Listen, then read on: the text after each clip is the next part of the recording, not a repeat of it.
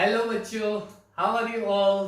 So my name is Anil Sharma and हम लोग कर रहे हैं स्टैंडर्ड 12th का कोऑर्डिनेशन केमिस्ट्री चैप्टर। सिर्फ 2 वीडियो लेक्चर बात किए, आज का और नेक्स्ट चैप्टर खत्म।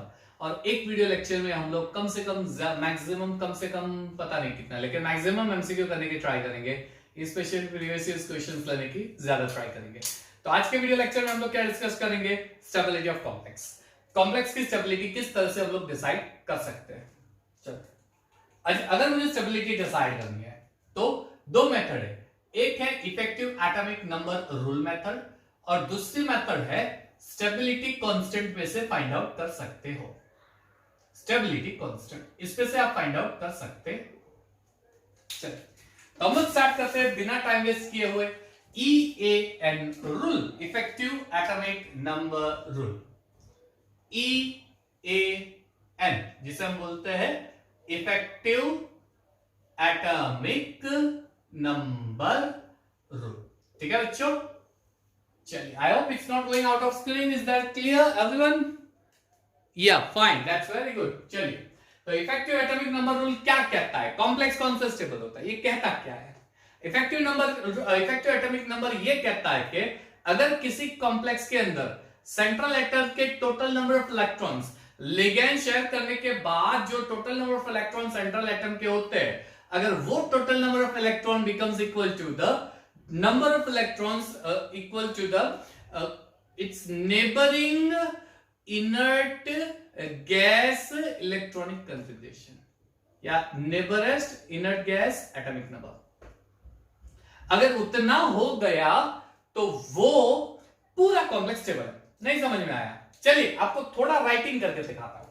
EAN रूल क्या कहता है? तो EAN रूल ये कहता है कि जो सेंट्रल मेटल एटम होगा, उस सेंट्रल मेटल एटम के total number of electrons in its oxidation state, given oxidation, यानी total number of electrons of central metal in its given oxidation state, complex का जो ऑक्सीडेशन स्टेट गिवन होगा वो, plus number of electrons shared by ligand to central metal atom. और अगर इसका answer equals inert gas electronic configuration या inert gas atomic number, इसका total answer inert gas के एटॉमिक नंबर जितना होता है, तो वो कॉम्प्लेक्स स्टेबल कॉम्प्लेक्स माना जाएगा। वो स्टेबल कॉम्प्लेक्स होता है।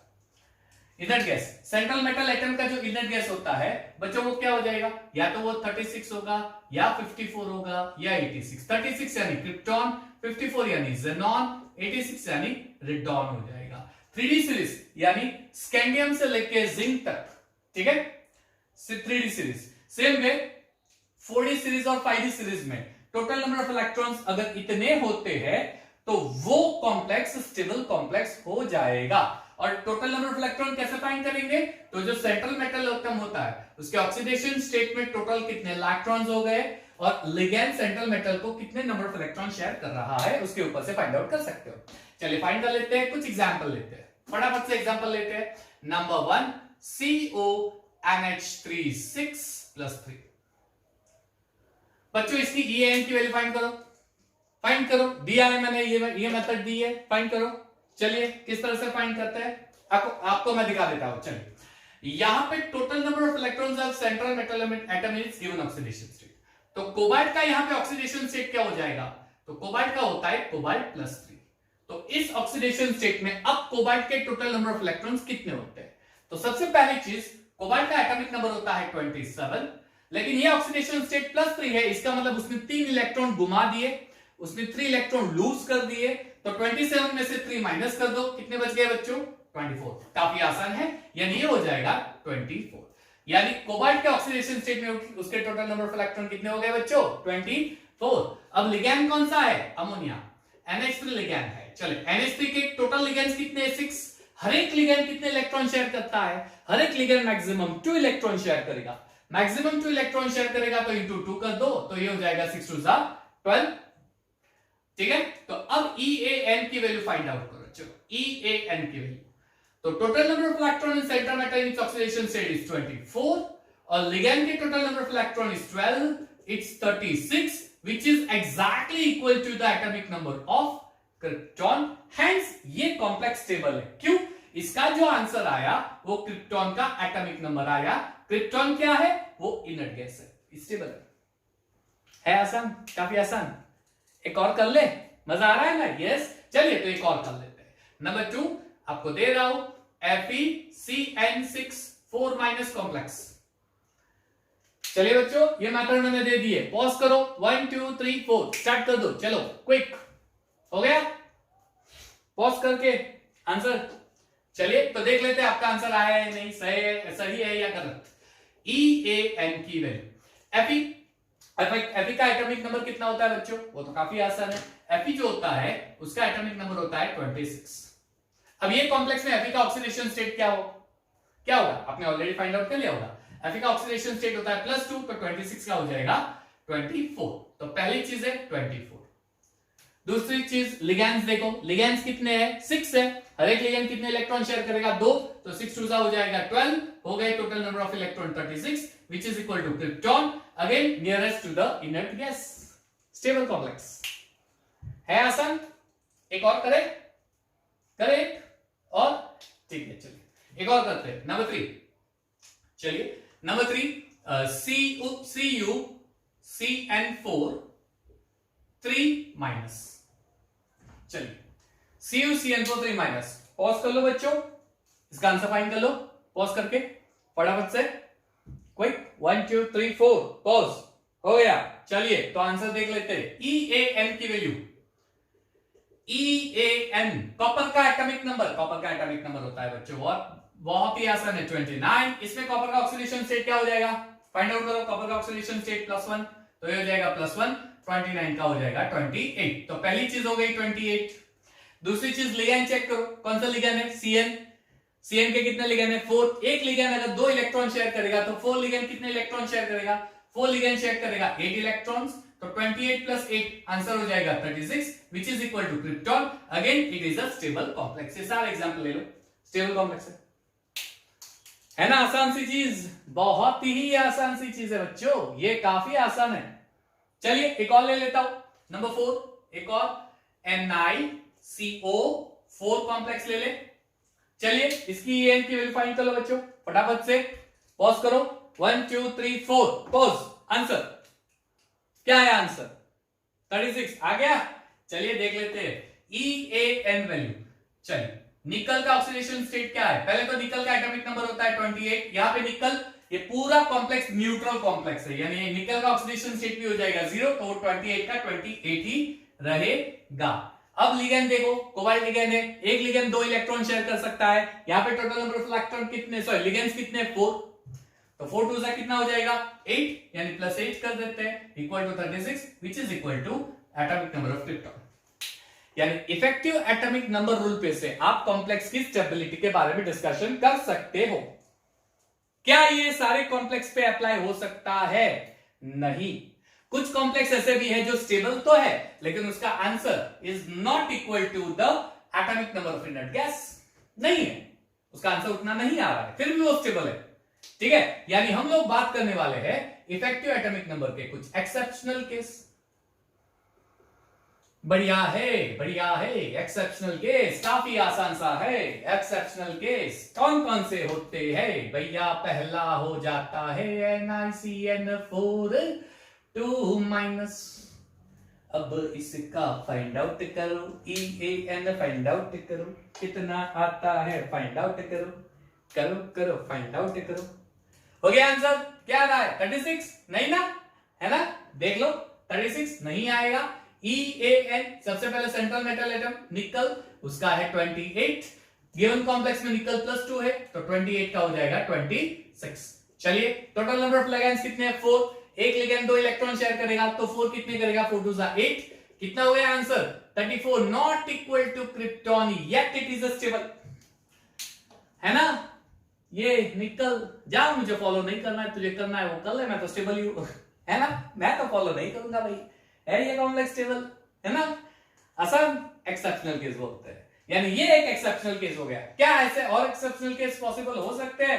हाँ जी बिल्कुल हो सकते हैं इसके और एक्सेप्शनल केस देख लेते हैं। Number 2 exceptional case FeCN6 3 minus.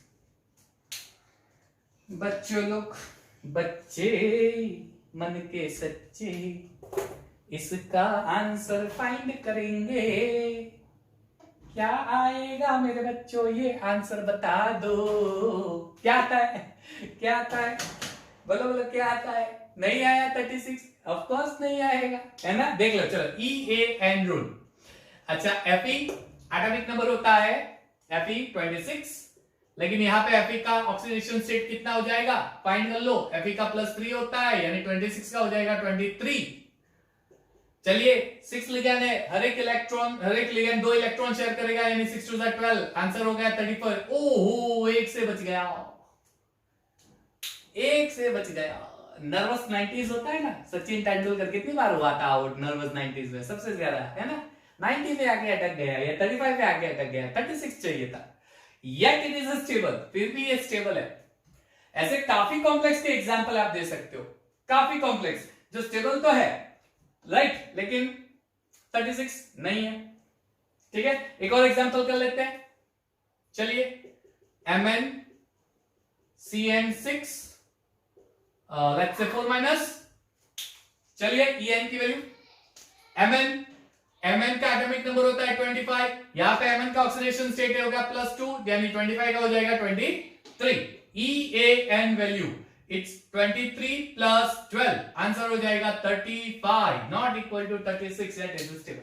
यानी effective atomic number is very good theory, it can be explanation about stability of complexes, right, but not for all, not for all, because कुछ complex ऐसे हैं जहां पे effective atomic number value rule follow नहीं हो रहा है, फिर भी वो अनस्टेबल, सॉरी स्टेबल है, अनस्टेबल नहीं है। तो अब मुझे क्या करना पड़ेगा, मुझे एक ऐसी ऑल्टरनेटिव थियरी चाहिए जिसमें मैं स्टेबिलिटी आसानी से एक्सप्लेन कर सकता हूं, ऐसा कुछ लॉ अप्लाई नहीं हो, फिर मैं बता सकता हूं कि भैया ये कॉम्प्लेक्स स्टेबल है, ये कॉम्प्लेक्स स्टेबल नहीं होता है कोई थियरी आपके ध्यान में? मेरे ध्यान में है, चलिए तो देख लेते हैं। चलो बच्चों, मन के सच्चों, बहुत ही आसान सा कॉन्सेप्ट है, यहां पे फोकस करोगे तो आ जाएगा। हम लोग क्या करेंगे नेक्स्ट वाली थियरी, स्टेबिलिटी कांस्टेंट फाइंड करेंगे। स्टेबिलिटी कांस्टेंट पे से भी आप डिसाइड कर सकते हो कि गिवन कॉम्प्लेक्स स्टेबल है या नहीं। तो पहले स्टेबिलिटी कांस्टेंट है क्या? कॉम्प्लेक्स की स्टेबिलिटी किसके ऊपर डिपेंडेंट है? Degree of dissociation of metal and ligand. Metal और लिगैंड के डिग्री ऑफ डिसोसिएशन पे से हम लोग फाइंड कर सकते हैं स्टेबल है या नहीं। यहां पे डिग्री ऑफ डिसोसिएशन फाइंड करना है तो इक्विलिब्रियम स्टेट के प्रेजेंस में फाइंड करना पड़ता है। हम लोग मान लेते हैं कि एक्वस सॉल्यूशन में वहां पे मेटल आयन और लिगैंड जो है एक्वस सॉल्यूशन में डिग्री ऑफ डिसोसिएशन फाइंड करना है तो आयनिक स्टेट और कॉम्प्लेक्स स्टेट के बीच में इक्विलिब्रियम सेटअप हो रहा है, और उस इक्विलिब्रियम में हम लोग उसका इक्विलिब्रियम कांस्टेंट फाइंड करेंगे।